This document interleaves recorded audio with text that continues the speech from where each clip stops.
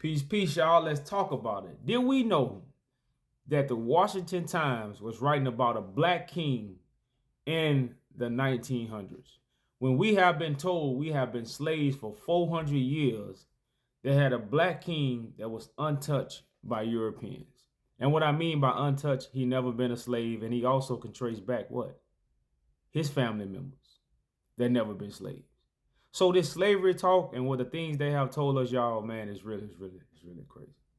But to know a black king was on the throne in the 1900s and they was writing about him, and they weren't only writing, just some little small things about him. These was significant things, especially for a black man that has been taught that have been enslaved by a white man for 400 years. So let's just read this little part right. It says, Menelik of Abyssinia, the most democratic of all monarchs. Now, why is Menelik connected to a monarch that's most democratic out of all monarchs?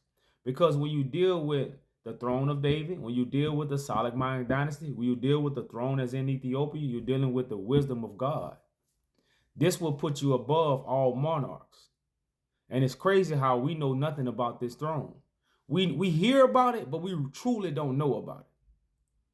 It says, he was seriously ill, dispatches from the capital of his empire to Rome.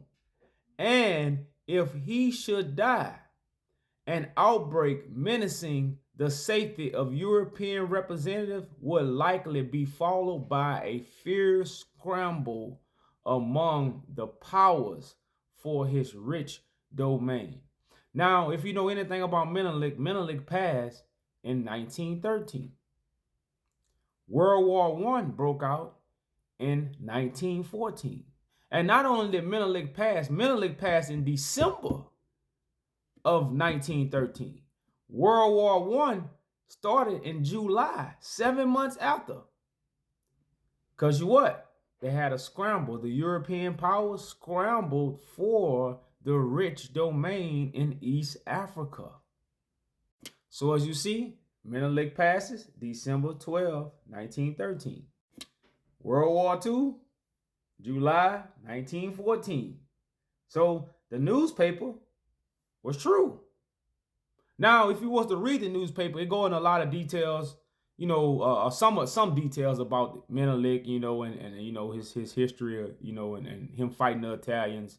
And a lot of us don't know about the Italians invading Ethiopia and they losing to Menelik. And then they came back in 1925 and created, I don't really want to say a treaty, but some kind of invention where they began to control Ethiopia with foreign affairs and economic interests. So Ethiopians wasn't, and it's crazy how at that time they had a king. Why wasn't Haile Selassie over the foreign affairs or had or appointed someone to be over the foreign affairs and the economic interests? Why Haile Selassie didn't appoint that? Why Great Britain had to what? Appoint this?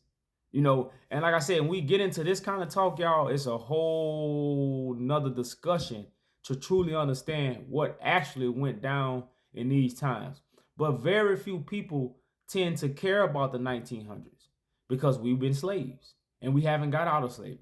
That's what we've been told. But the whole 400 years, now the slavery history is true. We were slaves, but not like they told us, not like they showed us. Slavery didn't happen like that. Slavery didn't last for 400 years. When you're dealing with the slave trade, y'all, you're dealing with something that's not too long. You're dealing with something that started in the 1800s. That's a whole nother topic. But I just wanted to show y'all how America knew about the Solomonic dynasty, the throne in Ethiopia, and this stuff is in newspapers. If you don't believe, because we try to share this with a lot of our people, and they don't believe it. It's crazy. And again, here's another picture of Menelik. I know a lot of people be like, where does African Americans come from? We come from Africa. A lot of us come from East Africa. If you look at a lot of these pictures of these ancient kings who sat on the throne in Ethiopia, their identical features match the African Americans and a lot of the African diaspora of the scattered Africans all over the world. So here's an article again that gives more evidence how Abyssinians look identical to African Americans, aka what they call Ethiopia today. And we're not talking about modern Ethiopians, we're talking about the ancient. It says what? He was a giant in stature and jet black. As to his complexion, he spoke 2 words of English, but was accompanied by an interpreter. But for a bright red fizz, the Moor had, now Moors trace their roots back to Abyssinia. So a lot of people say America is built off Moor science. So the connection of Abyssinia and America goes way back. For those who got the ears to hear. So he wore a fizz hat. There was nothing about his conventional attire to distinguish him from a Afro-American. Why is they putting this in this news article? That he, it's hard to distinguish him from an Afro-American because the Afro-Americans come from Abyssinia. So it says somehow or other he did not hit it off well at the State Department.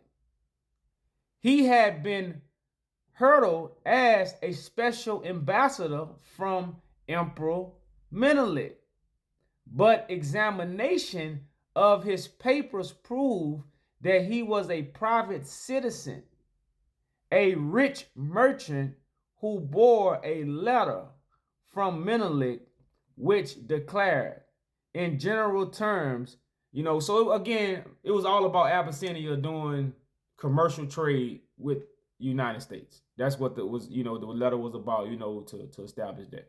But I'm only, again, because we are being told that we come from America. Now, all this stemmed from us not knowing about this history. This stuff happened in late 1800s. We're not even talking about the 1600s. We're not talking about 1400s. We talking about stuff in the 1900s. And if you can't keep up with what happened in the 1900s, how the hell can you keep up with what happened in the 1400s, 1600s, 1800s? It's impossible. You missed the 1900s. So if you missed the 1900s, you missed everything.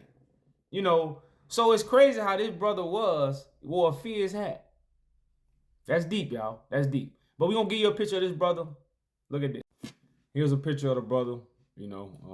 As you can see, man, these, when you talk about East Africans, y'all, you are talking about the African diaspora. That's where majority of slavery come from, East Africa. And this is something they have been hiding. And another gem, the transatlantic slave represent all slave trades, because the only way to get from Africa to the United States, you got to travel. You got to transport on the Atlantic. So the transatlantic slave trade represents all slave trades. And as always, we hope the Father has circumcised your hearts and ears for the message.